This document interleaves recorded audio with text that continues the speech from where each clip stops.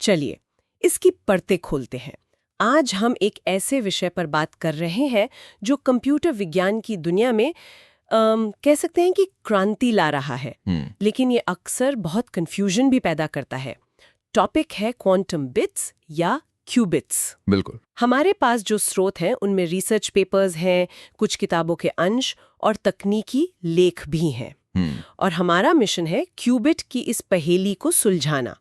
हम इसे सरल उपमाओं और साफ उदाहरणों के साथ समझने की कोशिश करेंगे, खासकर उन लोगों के लिए जो कंप्यूटर विज्ञान की पृष्ठभूमि से आते हैं और इसे गहराई से जानना चाहते हैं। और यहाँ जो बात सबसे दिलचस्प है वो ये है कि क्यूबिट सिर्फ एक पारंपरिक कंप्यूटर बिट का मतलब कोई एडवांस्ड वर्जन नहीं है। अच्छा। यह गणना करने का एक बिल्कुल नया तरीका है। ये क्वांटम मैकेनिक्स के थोड़े अजीब और अद्भुत नियमों पर आधारित है। तो हम सिर्फ क्या पर नहीं बल्कि क्यों और कैसे पर भी ध्यान देंगे। हाँ बिल्कुल। क्यूबिट्स कैसे काम करते हैं, उन्हें कैसे बनाया जाता है और वे पारंपरिक बिट्स की सीमाओं को कैसे पार करते हैं। तो चलिए शुरुआत सबसे बुनियादी सवाल से करते हैं।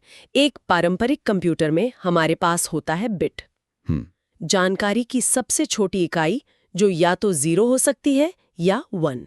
बहुत सीधा साधा, ऑन या ऑफ। हाँ, बाइनरी सिस्टम। पूरी डिजिटल दुनिया इसी पर बनी है। पर क्वांटम कंप्यूटर में बिट की जगह ले लेता है क्यूबिट, और ये एक क्वांटम कण पर आधारित होता है। और यहीं से मुझे लगता है चीजें वाकई दिलचस्प होने लगती हैं। बिल्कुल। एक क्यूबिट सिर्फ 0 या 1 नहीं होता। वो सुपरपोजिशन के सिद्धांत की वजह से एक ही समय में 0 और 1 दोनों हो सकता है। सुपरपोजिशन, ये शब्द सुनने में ही बहुत अजीब लगता है। हमारे रोजमर्रा के अनुभव से तो बिल्कुल अलग है। इसे समझने का कोई आसान तरीका है? हाँ, इसके लिए अक्सर श्रोडिंगर की बिल्ली का उदाहरण दिया जाता है। अच्छा। सोचिए, एक पारंपरिक बिट उस बिल्ली की तरह है जिसे हम देख सकते हैं। वो या तो जिंदा है या मर चुकी है, एक निश्चित अवस्था। ठीक है। लेकिन एक क्यूबिट उस बिल्ली की तरह है जो एक बक्से के अंदर बंद है। जब तक आप बक्सा खोलकर उसे देखते नहीं, वो क्वांटम स्तर पर एक ही समय में संभावित रूप से जिंदा और मृत दोनों अवस्थाओं में है। मतलब एक अनिश्चितता की स्थिति में। बिल्कुल। मुझे हमारे स्रोतों में एक और उपमा मिली जो शायद इसे और भी साफ कर दे। बताइए। कि एक पारंपरिक बिट एक लाइट स्विच की तरह है, या तो ऑन है या ऑफ। हाँ। लेकिन एक क्यूबिट एक डिमर स्विच की तरह है। ये एक बहुत अच्छी उपमा है। वो पूरी तरह से ऑन या पूरी तरह से ऑफ तो हो ही सकता है, पर वो बीच की हर चमक के स्तर पर भी हो सकता है। सही। ये सिर्फ 2 विकल्प नहीं है, बल्कि संभावनाओं की एक पूरी श्रृंखला है। और डिमर स्विच वाली बात क्यूबिट की असली ताकत को दर्शाती है। ठीक है, तो ये एक ही समय में दोनों अवस्थाओं में होना, मतलब सुपरपोजिशन, ये काम कैसे करता है? हमारे स्रोतों में इसका एक गणितीय विवरण भी है। हाँ है। एक क्यूबिट की अवस्था को एक समीकरण से दिखाते हैं, psi is equal to alpha 0 plus beta 1। Okay. अब इस समीकरण से घबराने की जरूरत नहीं है। यहाँ ये जो अल्फा और बीटा हैं, ये कॉम्प्लेक्स नंबर हैं जो ये संभावना या एम्पलीट्यूड दिखाते हैं कि जब हम क्यूबिट को मापते हैं तो वो 0 मिलेगा या 1। अच्छा। सबसे जरूरी बात यह है कि मापने का जो काम है वही क्यूबिट को एक निश्चित अवस्था में आने पर मजबूर कर देता है, या तो 0 या 1, और उसी पल उसका सुपरपोजिशन खत्म हो जाता है। 1 मिनट रुकिए।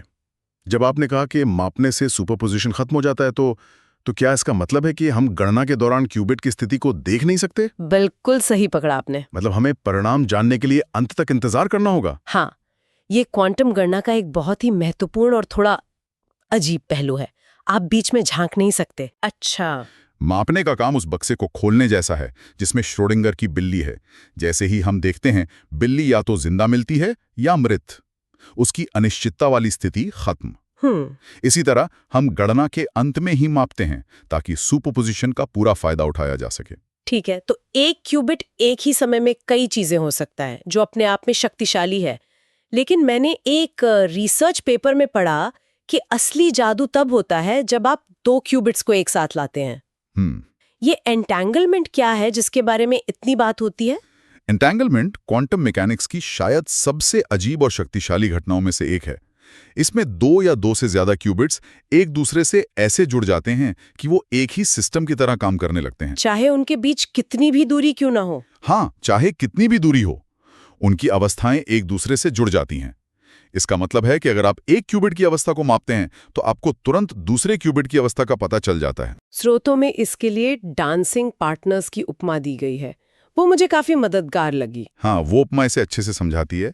कल्पना कीजिए कि दो डांसर हैं जो एंटैंगल्ड हैं। वे मीलों दूर अलग अलग कमरों में हैं। ठीक है। अगर एक पार्टनर क्लॉकवाइज घूमता है तो तो दूसरा तुरंत एंटी क्लॉकवाइज घूमने लगता है। उनके बीच कोई सीधा संपर्क नहीं है, कोई फोन कॉल या सिग्नल नहीं, लेकिन उनकी क्रियाएं पूरी तरह से और तुरंत जुड़ी हुई हैं। यही एंटैंगलमेंट है। आइंस्टाइन ने इसे spooky action at a distance कहा था, मतलब दूर से होने वाली डरावनी क्रिया। हाँ, और उन्हें ये विचार बिल्कुल पसंद नहीं था। उन्हें लगता था कि ये प्रकृति के नियमों का उल्लंघन है।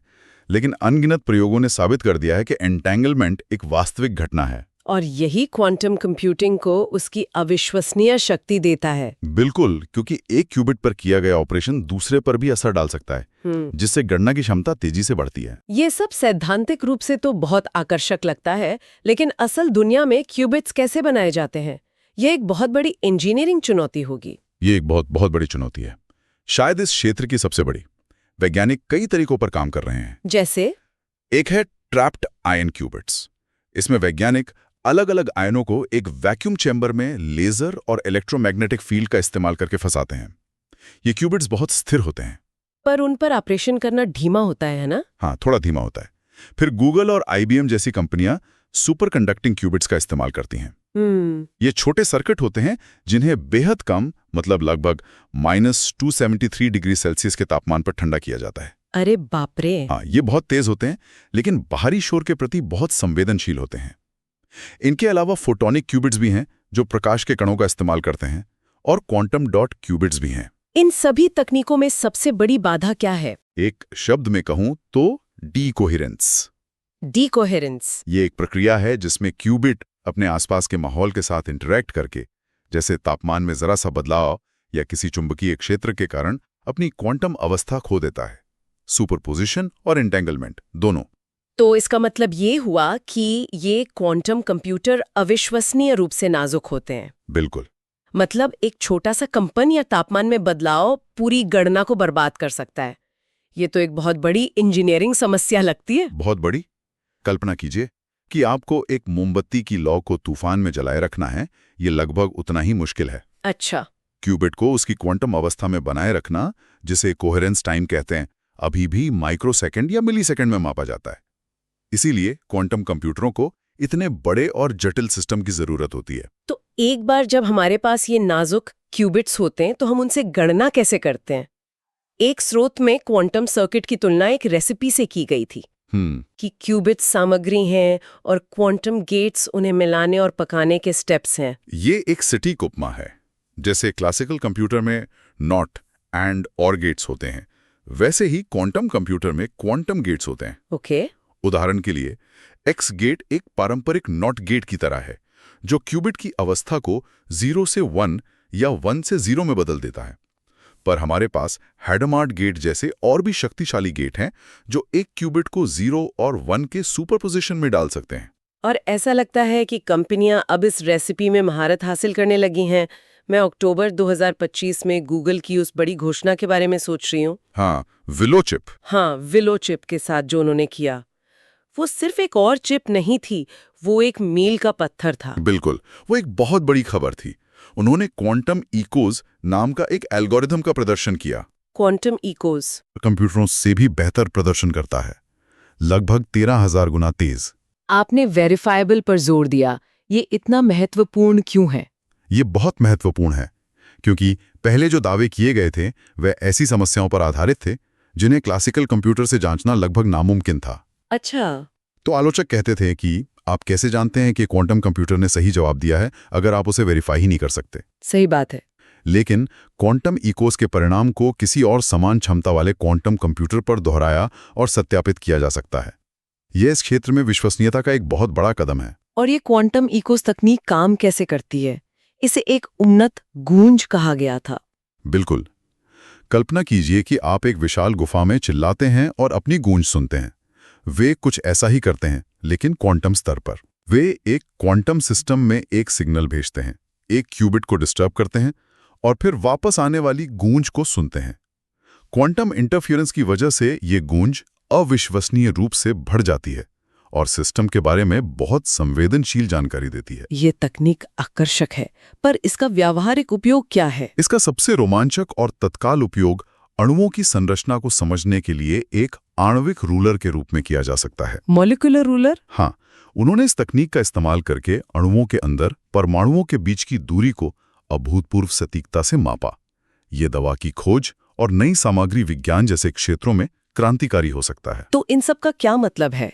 इसका मतलब है कि क्यूबिट सिर्फ एक तेज बिट नहीं है। बिल्कुल नहीं। ये सुपरपोजिशन और एंटेंगलमेंट जैसी क्वांटम घटनाओं का इस्तेमाल करके गणना की एक पूरी तरह से नई दुनिया खोलता है।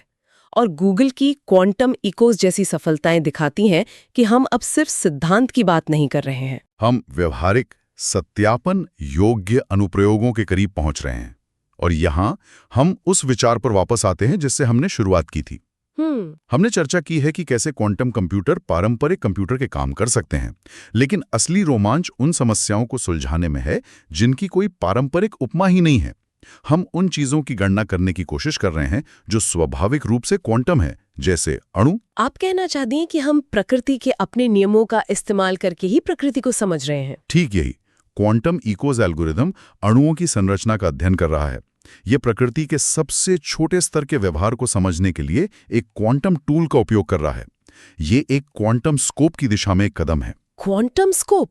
ये एक अविश्वसनीय विचार है। यह हमें सोचने पर मजबूर करता है कि क्यूबिट सिर्फ एक उपकरण नहीं है, बल्कि वास्तविकता को समझने का एक नया तरीका है। बिल्कुल। जिस तरह माइक्रोस्कोप ने हमें कोशिकाओं और जीवाणुओं की एक अनदेखी दुनिया दिखाई और टेलीस्कोप ने हमें ब्रह्मांड की विशालता दिखाई, उसी तरह भविष्य में ये क्वांटम स्कोप प्रकृति के और कौन से अनदेखे रहस्यों को उजागर कर सकता है जिन्हें हम आज देख भी नहीं सकते। जैसे शायद ब्लैक होल के अंदर क्या होता है, या ब्रह्मांड की शुरुआत कैसे हुई, या चेतना का आधार क्या है। ये एक ऐसा सवाल है जो हमें आने वाले कई सालों तक सोचने पर मजबूर करेगा। क्यूबिट्स के बारे में अगर किसी के कोई सवाल है, या अगर आप चाहते हैं कि हम क्वांटम कंप्यूटिंग के किसी और पहलू पर विस्तार से चर्चा करें, तो अपने विचार और सवाल नीचे कमेंट बॉक्स में जरूर लिखें। और इस तरह के गहन विश्लेषण के लिए चैनल को सब्सक्राइब करना ना भूलें।